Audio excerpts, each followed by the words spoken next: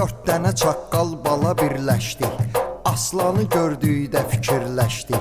Biz onu zor xoş döyə bilsəydik, qalib əgər aslana gəlsəydik, hamı deyərdi hal o cür haldır, heyvanın ən güclüsü çaqqaldır.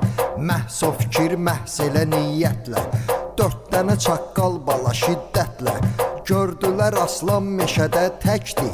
Aslana cəm halda hücum çəkdi, cumdu onun üstünə hər dördü, gah uladı, gah da coşub hürdü.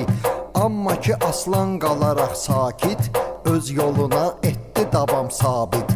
Hürməginə dörd dənə heyvanın, heç tükü tərpənmədi aslanın.